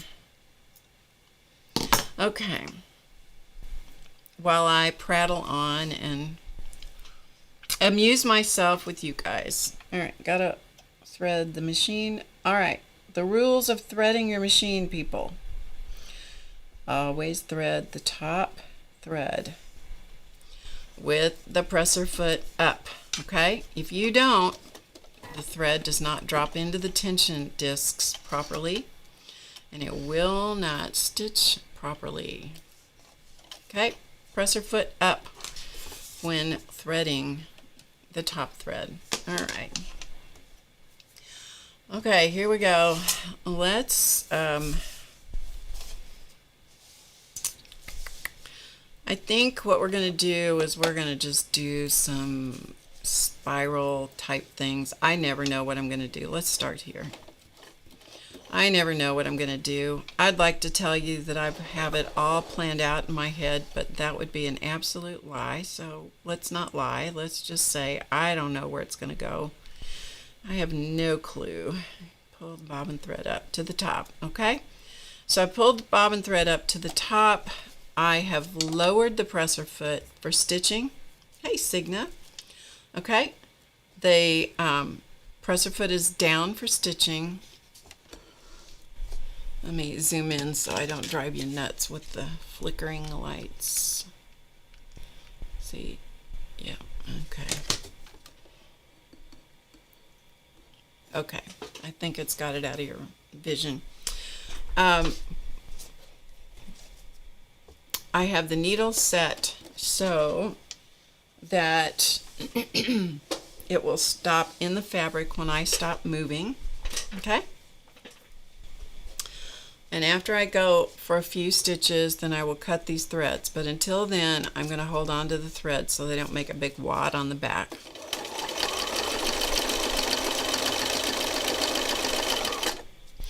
Okay, and as I said a few minutes ago, every time I do free motion stitching, it takes me a minute to get my bearings. When you're free motion stitching, think of it like this. Okay, the needle is the pen or the pencil. The thread is the lead or the ink. And this is the paper. You're moving the paper underneath the pencil or the pen. That's all you're doing. Instead of writing with the pencil in your finger, you are writing with the paper under the pencil. That's all you're doing. Okay? That's all it is. Here we go.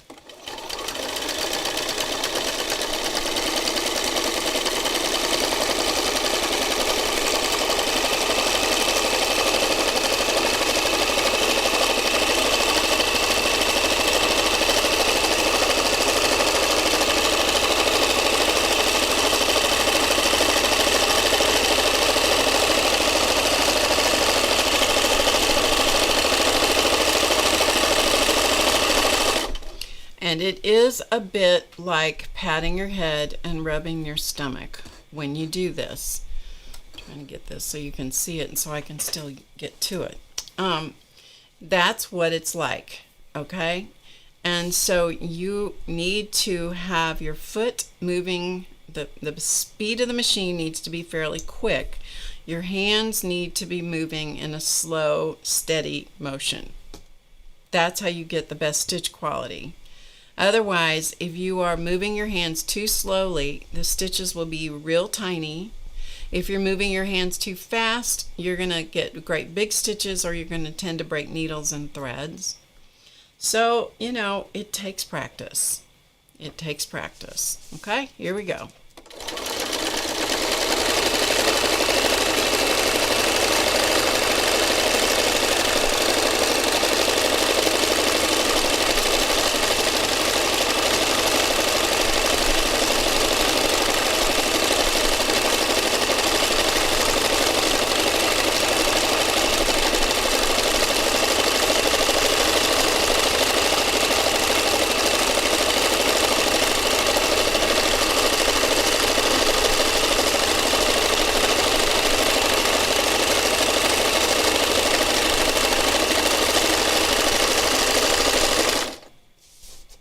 And when you need to stop, take a break, and go again.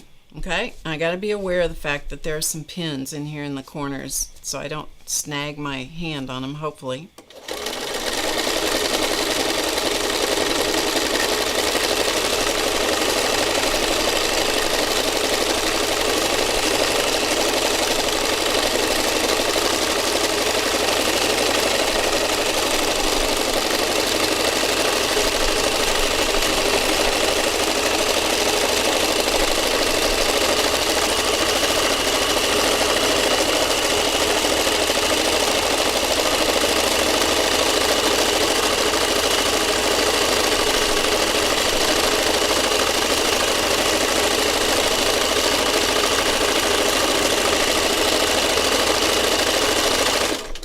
And understand that I'm making it up as I go along. It just doesn't matter what it's doing. It's just going to be what it's going to be.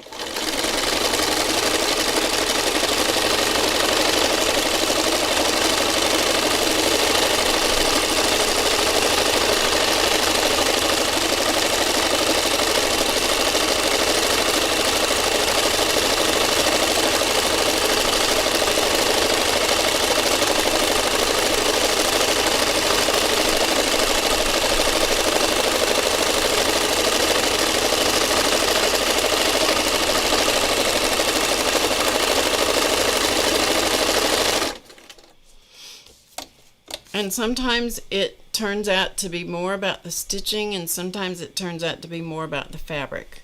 At the moment, This one seems like it's going to be more about the stitching. I don't know. Who knows?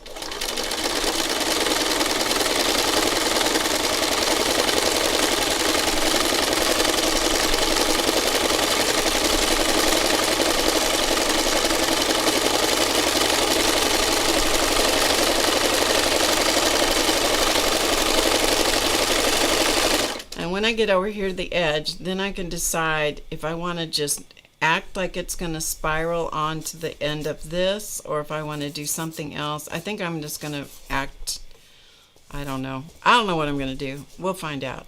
We'll find out.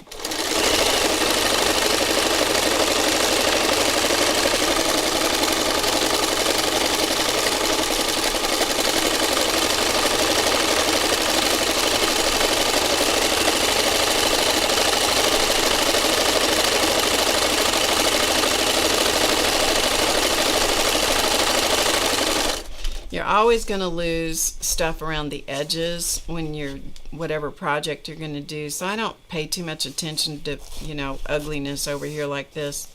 I just kind of go, yeah, okay, whatever.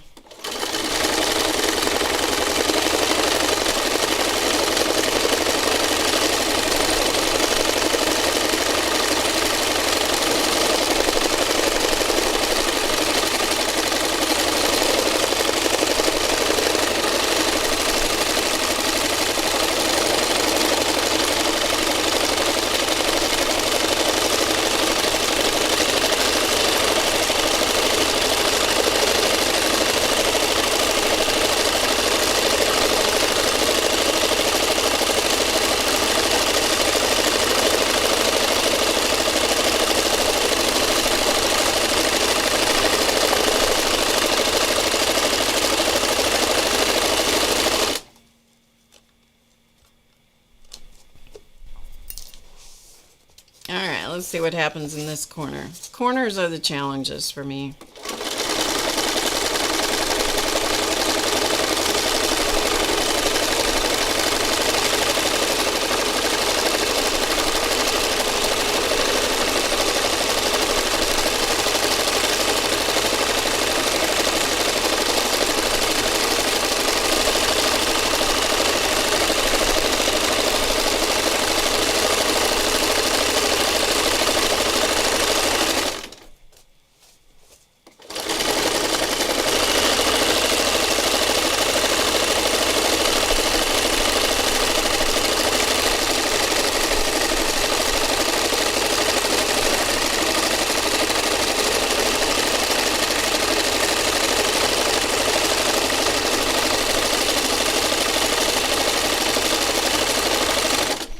And then I'll just come over to a different spot. Let's see, where do we want to go over here? Let's go.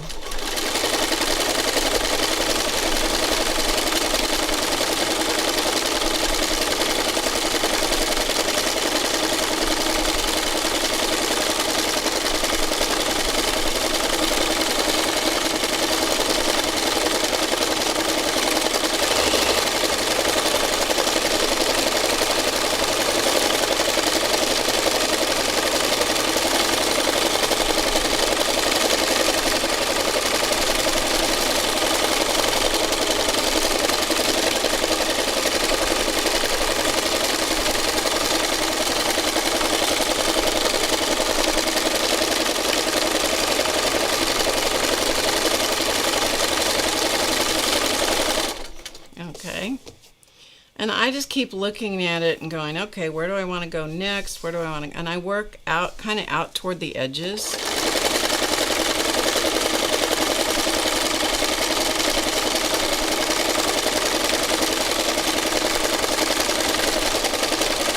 But you see, by having that layer of tulle on there, it keeps all of those little flippy bits that aren't fully glued down. It keeps all of those under control. So that's why I do that. It makes life easier.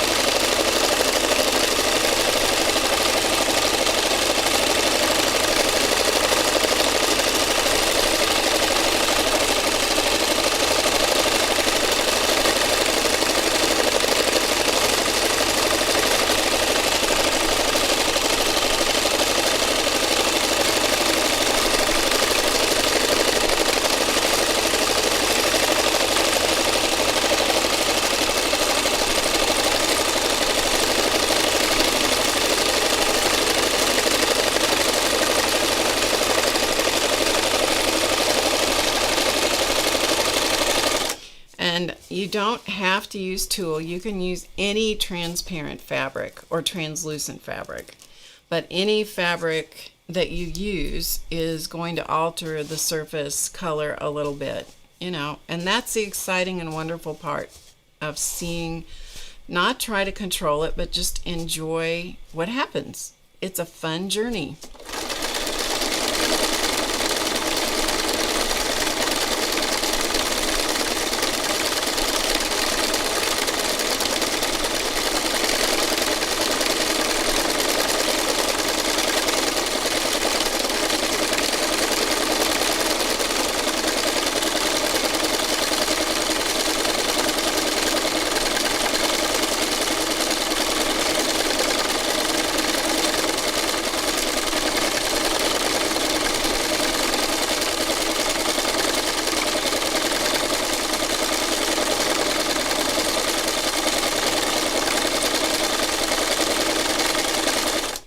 And sometimes it just sort of goes in its own little way, and you just go, okay, whatever.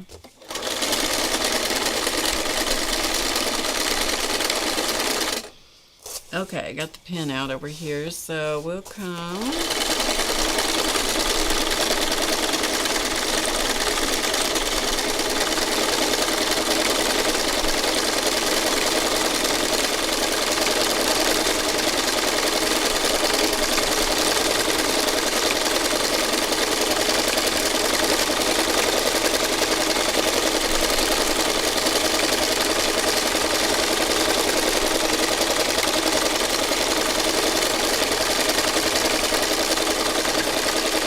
Whoop. Hung up. Okay. Regroup.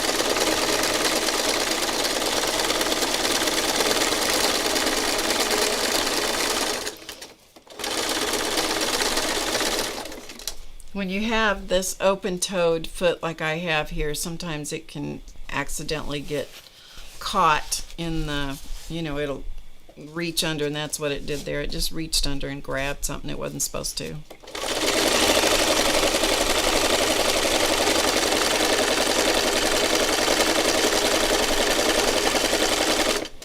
Alright, and I'm going to take out the last pin. And then let's see if we can fill in this last corner, and then Bob's your uncle.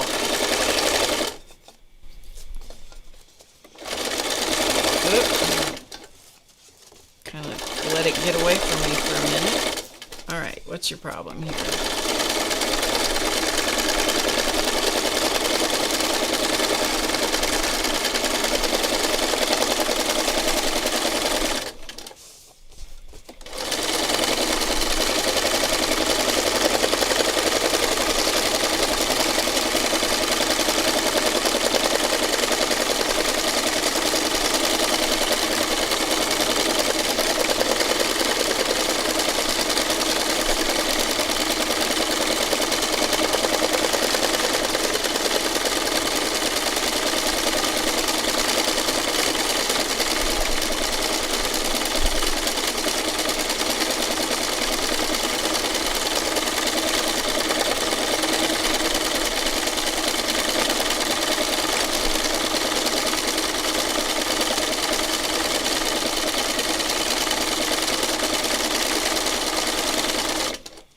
And we're going to call it done.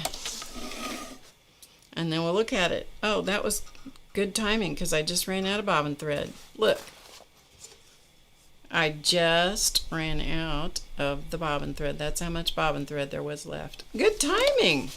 Excellent. Okay, here we go. Let me put the machine out of the way here. And then we'll take a look at it. It does change, and that's why I said you can't get wound up in with this kind of stuff. You cannot, absolutely cannot go, oh, but I liked it, you know, I love it at this stage. Well, that's good, but if you're going to do this kind of creative stuff, you just can't. You got to embrace the journey, folks. You got to embrace the journey. Okay, let's cut off the tool, because sometimes that just gets a little too distracting, so we'll just cut that off. By this point, that piece of paper toweling, which was very thin and floppy, but thicker than like your regular paper towels that you would buy like in the grocery store. These are more of a shop towel. They're called a box rags, but they're a paper product. This one is. And this one, I do have a video online here. It's one of the classes from How to Get Creative, and it is making flowers using the this fabric paper, this type of fabric paper with the paper towels. And I always have people, when they watch that video, it's an old video, but I always have people who want to ask me if other kinds of paper towels will work. And there's just no way to answer that. You got to just try different things and see. Okay, so there is the stitching on this one. It's a little more heavily stitched than some of them that I do. Can you wash it? No. No. This is for art projects only. Yeah. I mean, you might try it. But I wouldn't. I would just use it for art stuff. So that's what it looks like from the back. More heavily stitched here than here. There's an eyeball. Another eyeball. You never know. You find all kinds of things in these when they do that. But it has developed quite a bit of character at this point. You know, it is far, far from what this was, which was just the paper towel to begin with. Do you have to use paper towel? No. You can use stabilizer, you can use fabric, you can use all kinds of other things. But I like pushing the envelope, and I like making fabric paper because it has a different quality when it has that paper component. It has a different quality than it has if you do like a fabric in the inside. So it's just a way of exploring, using up scraps, exploring your materials, you know, seeing what you have. Try a color combination. I wouldn't have put these colors together. I think it's beautiful though, personally. I like it. Did Barbara approve of it? You like it? Yeah. So there you go. And so then this can become a journal cover. It could be cut into ATCs. You could cut it down and make card fronts from it. You can do all kinds of things. And this stabilizer that's on the back, although it's polyester, and as a rule, this polyester stabilizer will wash out. It's a tear away, wash away, other than it will leave some polyester fibers in your stitching project. I would not wash it with this, and so it does lend another layer of stability to the project. But then from there, you just take it and just use it for, you can do bookmarks, you can do whatever you want. Okay. Now, if this had a different color of thread on it, like, I mean, one of the fun things is if you could ever do two of them the same, which I can't, but if you could, to then use like a teal colored thread and do something similar on the top with a teal colored thread, it would have a totally different look. And if you did another one that had orange thread or coral thread, they would be totally different. That thread really does, it's an essential part of the process for me. You could make little vessels out of it. Absolutely. Yep. Yep, you could. I mean, it's pretty stiff. And then if you decided that you wanted to do like big stitch hand stitching, you know, with some like, you know, 3/8 of an inch or so stitching and do running stitches on it, you would have to stab stitch it. You couldn't do that kind of stitch. You would have to go down and back up. But you could, if you had a big enough needle to go with your thread, you could add hand stitching on top of it, and you'd give it even more character and more toughness. So yeah, all kinds of things you could do with it. Okay, well, we got that done quicker than I thought we might. Thank you for being with me. So from a distance, just so you can see what it looks like. There you go. And now I don't know what we'll do with it. Maybe we'll see if we can do this other. I want to try the other paper towel over here, this blue one. Maybe we'll get that. I don't know if I'll get it done before Monday, but maybe we'll do it together on Monday. I have another color combination that I've already forgotten who gave it to me, of blue, purple, and yellow. I think that could be a really interesting color combination. And we'll stitch it in something other than the black mix of color thread and see what that does. And then maybe we'll do something out of it. I don't know. You love it? Good. Okay. I need to go because I need to go eat some food. And I will see you all I will be back on Monday night at 7 Eastern. And until then, I hope you guys have a great weekend or week or day or night or whatever you're watching. And I will see you. And Dorothy, I don't know if you heard, but I got myself messed up yet again on the timing of the calendar. And the VIP class, which I said we weren't having, then I said we were having, we are actually not having it. It will be a recording, okay? One of these days, my brain will re-engage. I hope. All right. Until then, remember to get creative today because you know it's easy. You saw me do it right in front of you. It's just whammo blammo. There you go. I'll see you Monday. Bye, everybody.